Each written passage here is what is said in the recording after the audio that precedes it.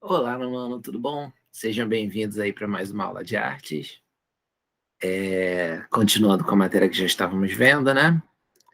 E eu vou colocar aqui a apresentação para a gente começar logo.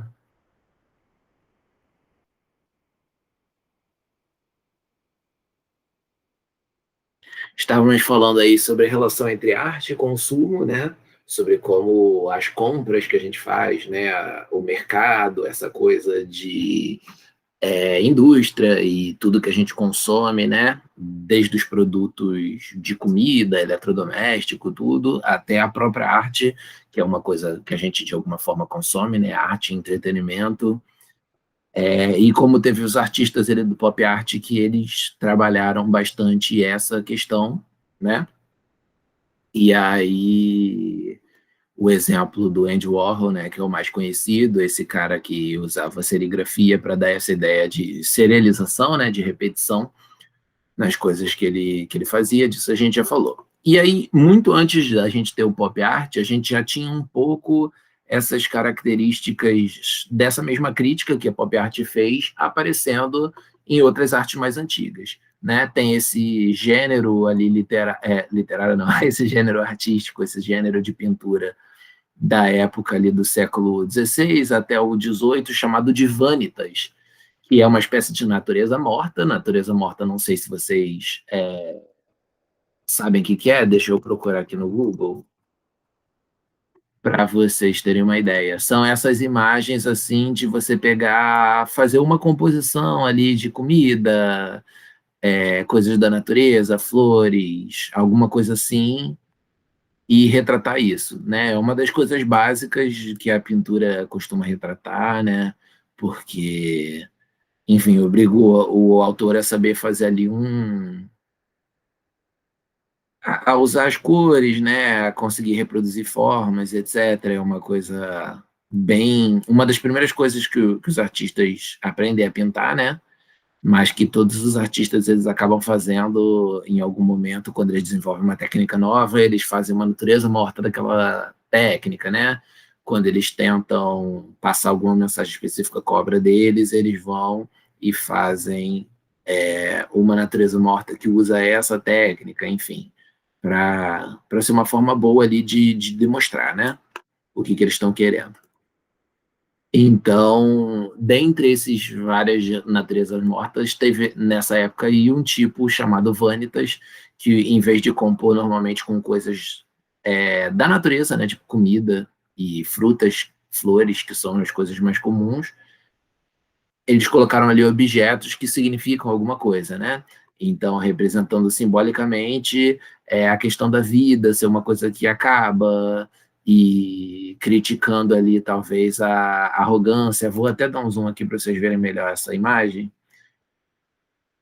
Uns sinais ali, né, de uma arrogância do ser humano que tenta ser maior do que a vida, né? Tenta acumular riquezas, acumular importância, etc. Então, essa natureza morta chama atenção para isso, né? Então, a gente tem ali vários símbolos comuns de aparecerem nas vanitas: o poder representado por coroas, tiaras, medalhas, espadas, a riqueza representada por moedas, pedras e metais preciosos, o prazer e a luxúria representados por taças de vinho, espelhos, flautas, cartas de baralho, perecividade, que é representada por flores secas, frescas ou murchando, bolhas de sabão, relógios, ampulhetas. Acho que essa caveira, né, que a gente tem nessa imagem aqui também dá muito essa impressão. Imortalidade representada por livros, finitude, tá junto ali da perecividade, né, basicamente conceitos parecidos, mas representada por crânios, ossos humanos. Então é bem interessante, né?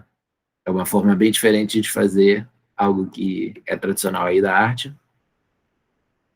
E aí, pensando ainda sobre os artistas que discutem, não, dá um zoom maior para não aparecer aqui o trabalho, pensando em artistas que discutem arte e consumo na atualidade, né? A gente pensa no Banksy, que é esse grafiteiro que ninguém sabe quem ele é, né? Porque ele não mostra o rosto dele, né? Mas ele faz várias obras super contundentes. Talvez vocês já tenham visto algumas super conhecidas que ele tem, né? Tipo essa daqui, do cara lançando as flores, que é baseada numa outra imagem tradicional de um cara lançando uma granada, só que em vez de uma granada para representar luta social, política e tal, o Banksy colocou flor porque a luta dele é com a arte, né, com a beleza, então super conhecida essa arte aqui. Essa arte da menina com o coração ali, um balão de coração indo embora, dá uma impressão dos sonhos, né, sendo perdidos, etc. Outras artes muito críticas, essa daqui, né, que o cara tá expulsando pessoas de um lugar com o ícone de valorização econômica de alguma coisa, né? Se não me engano, ele fez essa como uma crítica à especulação imobiliária, né, que estava lançando as pessoas para fora de determinados bairros lá em Londres, que o Banksy é inglês, né? A julgar pelos primeiros, quer dizer, ninguém sabe quem ele é exatamente, né? Mas a julgar pelos lugares onde ele fez mais coisa e onde ele começou e tal. Aliás, isso aqui é em Nova York, né? Pelo que eu tô vendo aqui da legenda. Enfim.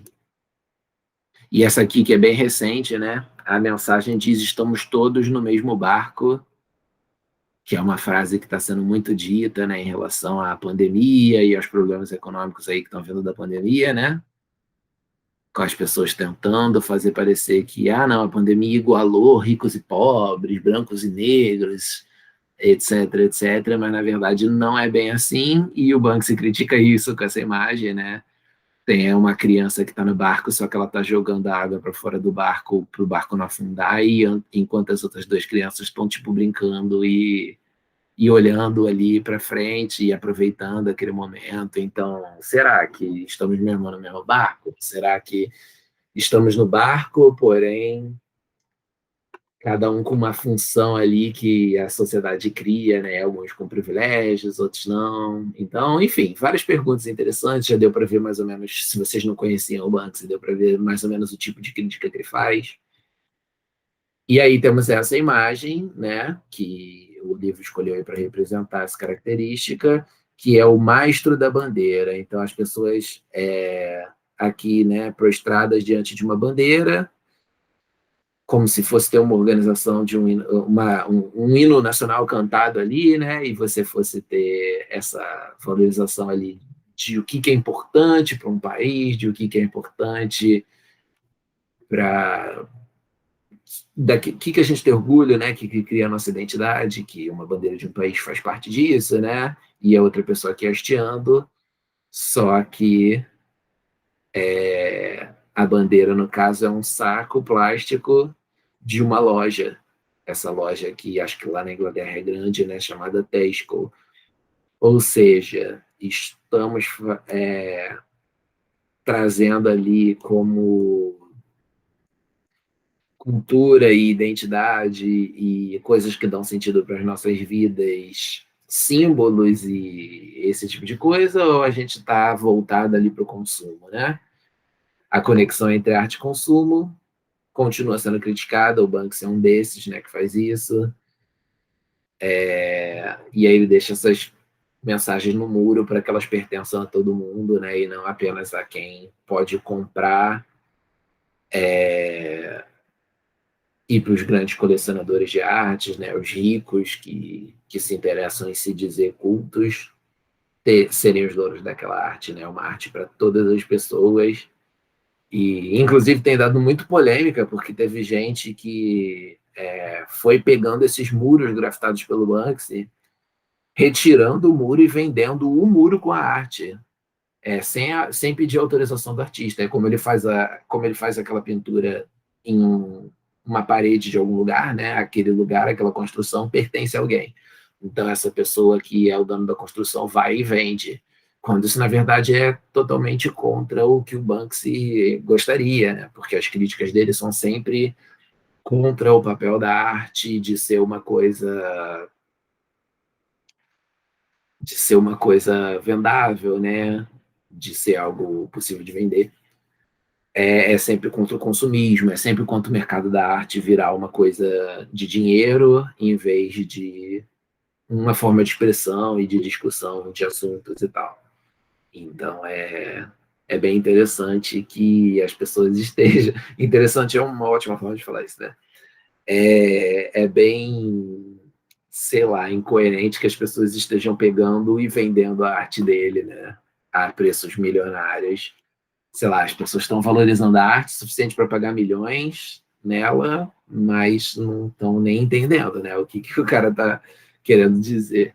Enfim, exercício, né? Dei aquela pausinha para fazer. A arte de rua tornou-se uma presença familiar e cada vez mais bem acolhida em ambientes urbanos do mundo todo. Na Grã-Bretanha, um artista que trabalha sob o nome Banksy tornou-se uma celebridade nacional por seus stencils de parede mordazmente satíricos. Não é raro que uma das suas peças, feitas com stencil, seja removida ou coberta por agentes públicos, muitas vezes contra os desejos da grande parte da população local. Quer dizer, as pinturas que ele faz são até proibidas, né?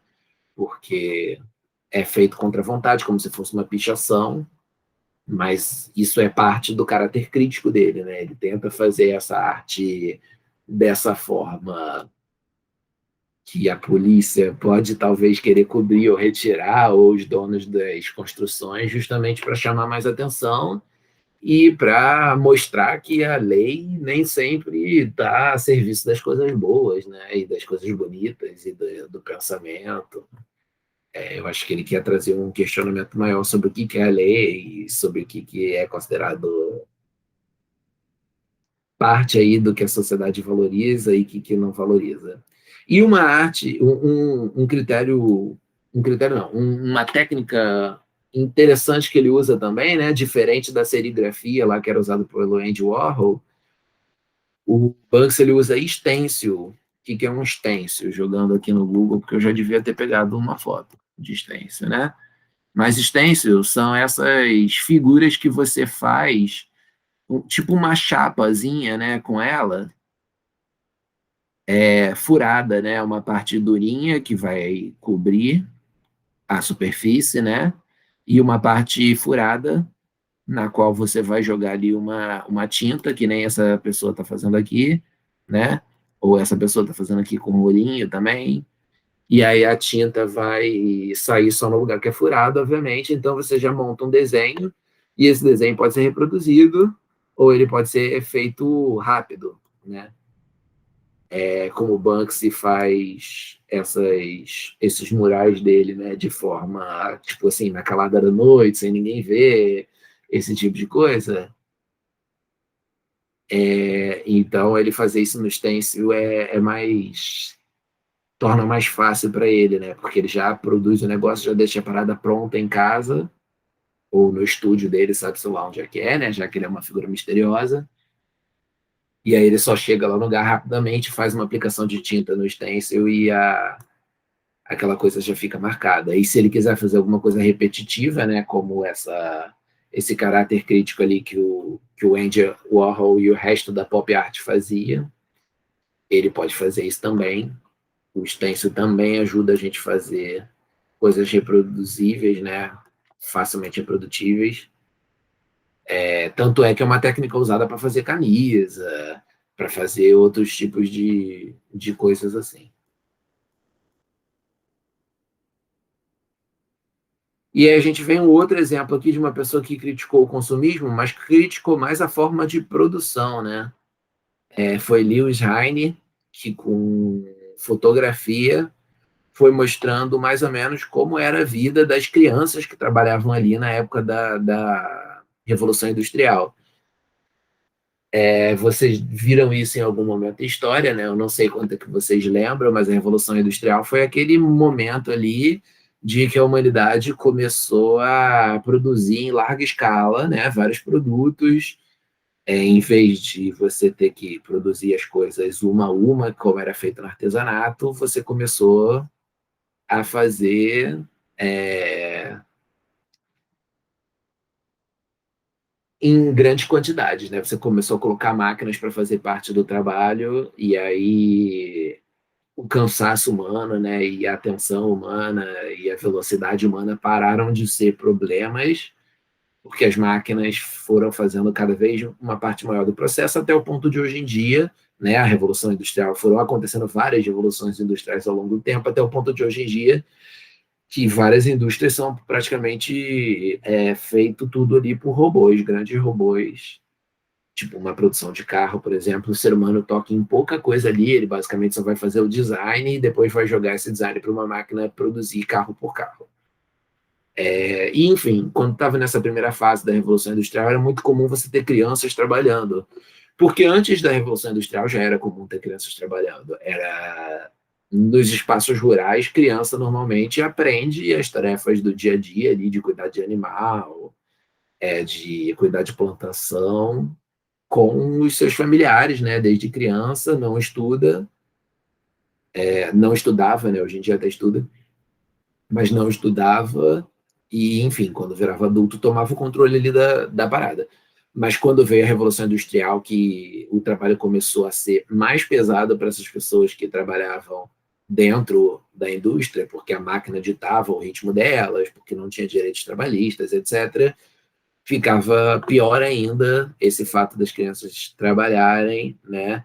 E com imagens como essa aqui que a gente está vendo, ele conseguia captar isso muito bem, né?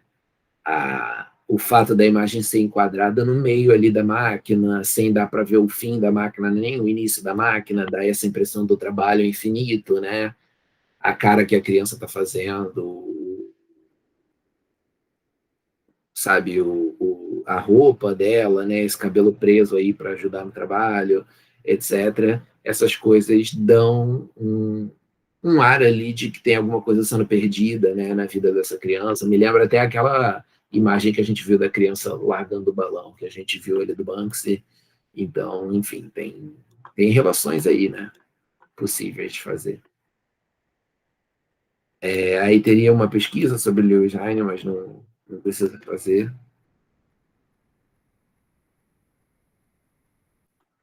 E peraí, deixa eu ver. Tá. Só vendo o que está planejado pra gente. Então a gente também tem aqui no Brasil, né, muita gente criticando esse tipo de coisa, principalmente por parte da música, e especialmente na época ali da ditadura militar, a gente teve muitos artistas criando essas críticas ali ao consumismo. Por quê? A ditadura militar, ela usava ali entre as coisas defendidas por ela, né, essa ideia de que a economia estava melhorando e etc., sendo que a vida dos trabalhadores estava ficando cada vez pior nessa época, então a indústria estava crescendo, meio que explorando cada vez mais os trabalhadores, né? Os salários estavam piores, os direitos trabalhistas não estavam sendo totalmente garantidos, as pessoas não podiam lutar mais por direitos, porque senão elas eram consideradas criminosos, né? E a polícia ou os militares iam em cima dela, e por aí vai, né? Mas mesmo assim a propaganda sempre dizia que você estava com as coisas ali melhorando, que as coisas iam ficar boas, e aí temos pessoas aqui como Raul Seixas fazendo uma letra dessas, né? Sou um dito cidadão respeitável e ganho 4.000 cruzeiros por mês. Eu devia agradecer ao Senhor por ter tido, ao Senhor, no caso Deus, né? Por ter tido sucesso na vida como artista. Eu devia estar feliz porque consegui comprar um Corcel 73, que era um carro ali da época, né, demonstrando esse sinal de riqueza. Eu devia estar alegre e satisfeito por morar em Ipanema, depois de ter passado fome por 2 anos aqui na cidade maravilhosa. Eu devia estar sorrindo e orgulhoso por ter finalmente vencido na vida, mas eu acho isso uma grande piada e um tanto quanto perigosa. Então, essa ideia de que dinheiro traz felicidade, de que todo mundo deve ter como objetivo da vida certos sinais de riqueza, de valorização econômica ali, né? E, enfim, ele está falando um pouco sobre ele e sobre ele não estar se sentindo tão bem assim, mas ao mesmo tempo ele está criticando a sociedade com esse ideal ali que na ditadura estava mais forte do que nunca, de que o capitalismo é super funcional e não tem problema nenhum, basta todo mundo correr atrás, que consegue, que não é assim, não é verdade. A gente sabe que tem vários problemas que atrapalham, né? várias desigualdades e que, enfim, eram coisas ali criticadas, né? Então, em várias formas de arte, a gente tem isso aí sendo criticado. Alguns nomes nacionais ali, Titãs, Mutantes, Barão Vermelho. Hoje em dia, a gente ainda tem pessoas fazendo isso, né? O rapper criou, um ótimo que faz isso. O texto está falando que o Tom Zé também. Sendo que o Tom Zé é um cara que já existia aí desde essa época da ditadura, né? Então, não precisava ter citado entre os de hoje em dia. Mas, de qualquer forma. E aí o Raul Seixas foi o que eles chamaram aí a atenção com essa música Ouro de Tolo, que é muito boa. E aí também tem os caras aí que criticavam, né, o consumo, que eles ficaram conhecidos como Culture Jamming. Era um grupo ali, um certo setor, né, de gente, um certo gênero ali da galera fazendo as mesmas críticas ao consumismo, né, com a arte deles. Movimentos anti-globalização, anti-consumismo, que usavam símbolos de consumo, né, tipo marcas, slogans e coisas assim que todo mundo conheça, fazendo outdoors, cartazes, logomarcas, muros e outros tipos de anúncios. E eles intervindo com essas propagandas e com esses símbolos, né, que todo mundo conhece, para fazer crítica justamente ao consumismo. Então é uma arte de protesto, às vezes é uma pichação sobre uma publicidade que já existe, ou às vezes é imprimindo peças de propaganda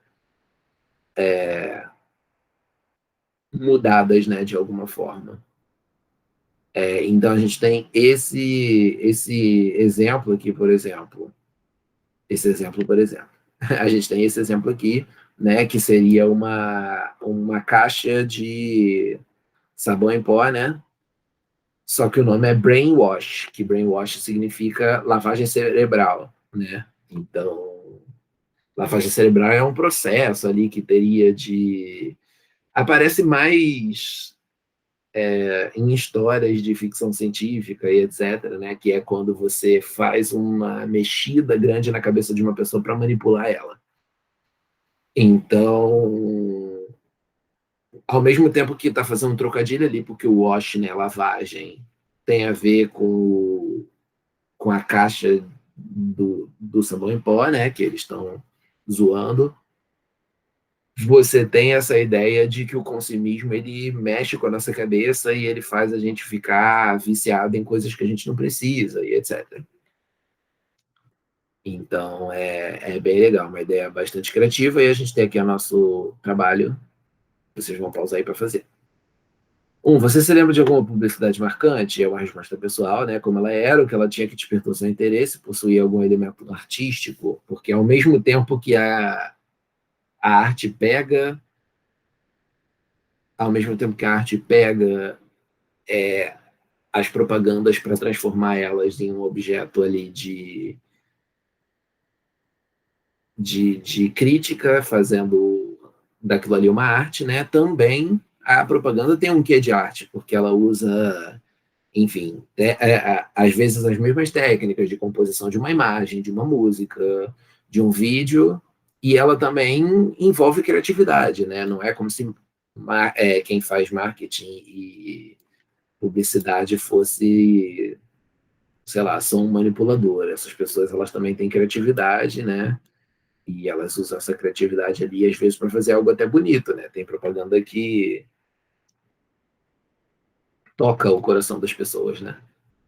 E aí também a gente chega num outro problema, porque às vezes a propaganda toca o coração das pessoas, só que fazendo uma hipocrisia, né? Tipo, sei lá, um banco que faz uma propaganda dizendo que dinheiro não é o que importa, sabe? Banco é quem mais mexe com dinheiro e ele é justamente sobre dinheiro, né? E é um dos setores que mais enriquece, então isso seria uma coisa arrogante, não, hipócrita, e aí seria passível de crítica também. Mas, enfim, tem várias camadas aí dessa questão para a gente discutir. Observe a propaganda abaixo da primeira metade do século XX, loção Frank Lloyd, o perfume das rodas elegantes, a loção da alta sociedade, conserva o penteado, dando-lhe firmeza, brilho e elegância, algo para passar no cabelo, né? Você percebe diferenças entre as peças publicitárias da primeira metade do século XX e as da atualidade? Se vocês percebem ou não, não sei, né? Mas de fato elas existem.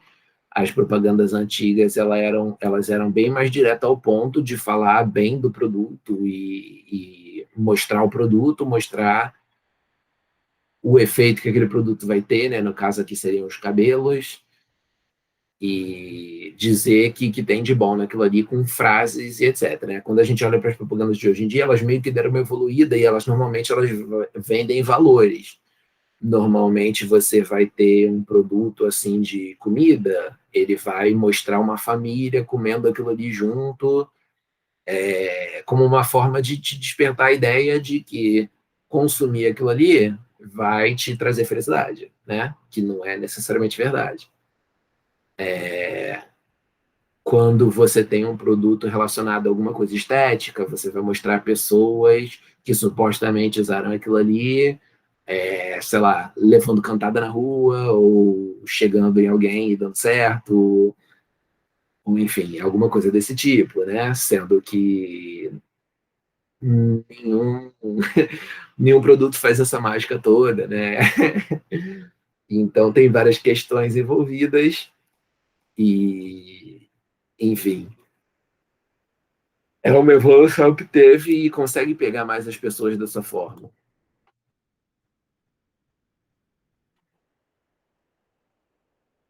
E aí, por último, a arte ela fala de dinheiro, né, que está super relacionada a essa ideia do consumismo. Esse sistema que a gente vive, capitalismo, ele vive ao redor do dinheiro de formas desumanas, né, algumas vezes. E, enfim, os artistas eles criticam muito ali esse papel do dinheiro, né? É o caso do Pascal Boyart, também conhecido como P-Boy, que é um grafiteiro ali, né? Que ele faz obras relacionadas a isso.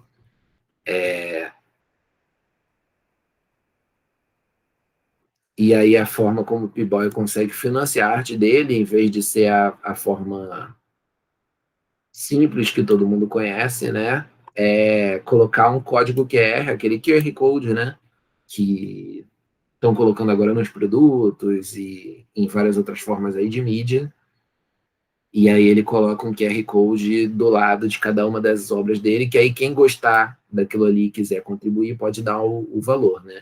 É uma forma dele se financiar, talvez diferente do tradicional, que é ter que vender os quadros, que acaba criando todo esse sistema de pessoas, digamos assim, meio fúteis ali, comprando e vendendo a arte por lucro ou por interesse, sem pensar muito bem no que aquilo ali fala. Conforme a gente viu ali no caso do Banksy, né? Que é as pessoas vendendo os muros no qual o cara pichou. Então, é bem interessante essa solução aí que o P-Boy achou, né? Porque você passa a sustentar a arte com o sentimento, com as pessoas passarem no lugar, virem aquilo ali de graça, oferecido para elas de graça, e aí, se elas quiserem, elas contribuírem com o cara. Então, é uma ideia interessante aí que o P-Boy fez.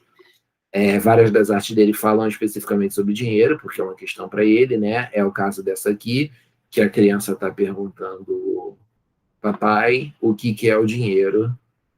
Causa uma reflexão em quem passa ali na rua vê isso, né? A pessoa se pergunta, putz, o que é o dinheiro, né? E é uma pergunta bem densa mesmo, né? Tem várias opções aí do que é o dinheiro, ok? Com isso a gente fecha o nosso capítulo e aí eu suponho que vocês estejam todos prontos para a nossa prova, né? Que é na sexta, se não me engano, né? Quer dizer, para vocês não é num dia específico, né? É no dia que vocês pegarem a prova, o papel, né, da prova no colégio e tal. Então eu espero que dê tudo certo, que vocês consigam aproveitar as nossas aulas bastante bem e tirarem boas notas, né? Então estudem bastante e é isso. Um abraço, até a próxima.